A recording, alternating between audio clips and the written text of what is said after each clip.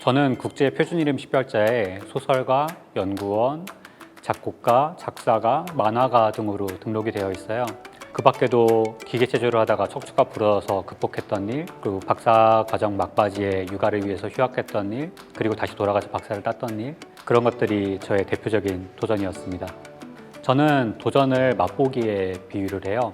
어떤 나한테 정말 맛있는 음식, 이런 걸 찾고 싶으면 다양한 음식을 먹어보는 과정이 필요하잖아요. 다양한 음식들을 먹다 보면 나는 인도 음식이 생각보다 괜찮은 것 같아, 한식이 입에 맞는 것 같아, 이런 기준을 좀 알게 되고 그 안에서 또 나의 소울푸드라고 할 만한 음식을 찾을 수도 있잖아요. 어떤 게 제일 나한테 맞는 일일까, 어떤 게 정말 나를 행복하게 하는 일일까, 그걸 찾아가는 거는 정말 중요한 일이라고 생각해요. 뭔가 다양한 일들을 하다 보면 의외로 정말 나의 숨겨진 재능 같은 걸 찾을 수도 있잖아요. 그렇게 해서 전문가가 될 수 있다면 그 또한 되게 행복한 일이겠죠. 저는 대학생 때부터 꾸준히 글을 썼는데 번번이 영상화에 실패했거든요. 처음 그렸던 웹툰은 정말 무관심 속에 사라졌어요. 근데 그때 닦았던 글쓰기 실력과 그림 실력 같은 것들이 제가 웹툰 작가가 되는데 정말 큰 재산이 됐거든요. 그리고 박사학위를 중단하고 육아를 결심했을 때 정말 많은 분들이 극대노를 하셨었는데 그때의 이야기로서 육아 만화를 그린 웹툰 작가가 되었잖아요.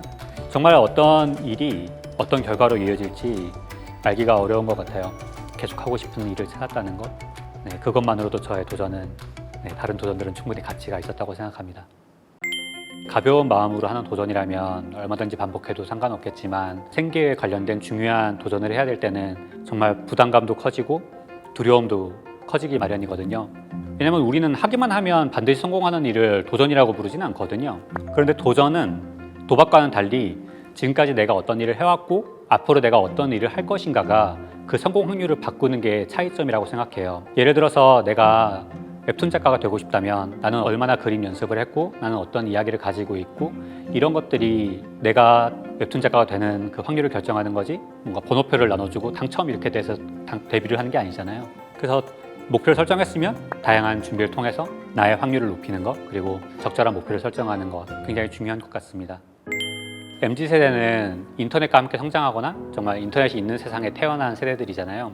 그래서 정말 살면서 한 번도 보기 힘든 그런 기상천외한 사람들의 모습과 소식을 정말 내 친구의 이야기처럼 접하게 돼요.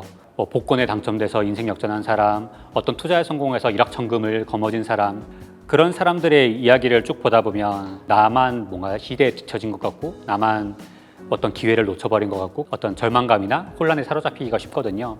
근데 세상은 넓기 때문에 그 반대편에 있는 이야기들도 얼마든지 많아요. 우리 중에 한 99%는 그 중간쯤 어딘가에서 휩쓸려 다니듯이 그렇게 살아가요. 그렇게 하다 보면 어느 순간 갑자기 괜찮은 것 같다가도 갑자기 실패자가 된 것 같다가도 정말 내가 어디쯤에 있나를 파악하는 게 굉장히 어렵거든요.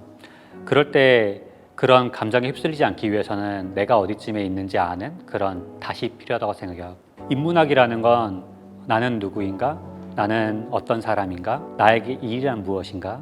이런 질문들에 대한 답을 주진 않지만 그 답을 찾아가는데 굉장히 중요한 도구를 제공해줘요. 마치 바다를 항해할 때 나침반이라던가 지도라던가 별자리 보는 별자리 지도라던가 이런 것들처럼 내가 가고자 하는 목적지까지 어떻게 하면 갈 수 있는지에 대해서 끊임없이 다양한 도구들을 제공해 주거든요.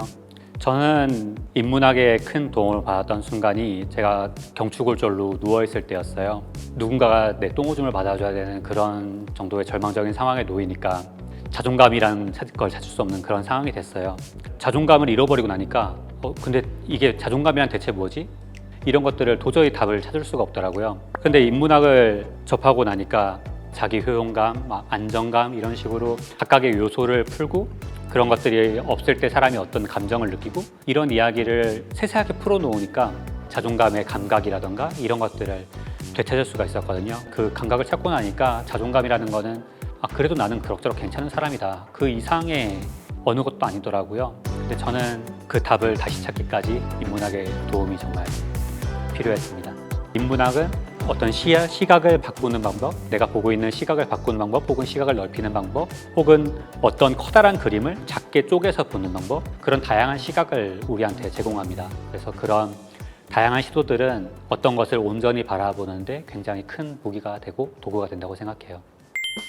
작가로서 가장 중요한 건 다양한 인물들을 생생하게 그리는 거라고 생각해요. 그런 스토리를 만들어내기 위해서는 다양한 가치관이 존재한다는 걸 알아야 하고 그 다양한 가치관에 대해서 이해하는 가장 효과적인 수단 중에 하나가 인문학을 공부하는 거라고 생각해요. 저의 시각을 가장 많이 넓혀줬던 인문학은 마이클 샌델 교수의 정의란 무엇인가였어요. 그 책 내용 중에 과연 태풍에 의한 피해를 입은 곳에서 폭리를 취하는 것은 정의롭지 못한 일인가? 라는 질문이 있었는데 폭리를 취하는 일들이 동기부여가 돼서 결국은 사회가 빨리 회복하고 정상화가 되는데 도움이 된다는 분석을 보고 역지사지라는 거는 이렇게 다양한 사람의 시점에서 볼 수 있는 거구나, 그런 걸 깨달은 게 큰 도움이 됐어요. 나는 객관적인 시각을 가지고 있다고 생각하지만 막상 자신의 시각에서밖에 보지 못하는 경우가 많거든요. 인문학을 공부하다 보면 나를 넘어서 우리를 이해하게 되는 그런 순간으로 이어진다고 생각합니다. 그래서 우리는 인문학이 필요하다고 생각해요. 최근에는 역사, 철학, 종교 같은 인문학에 대해서 이제 꾸준히 공부를 하고 있는데 시간이 여의치 않을 때 있잖아요.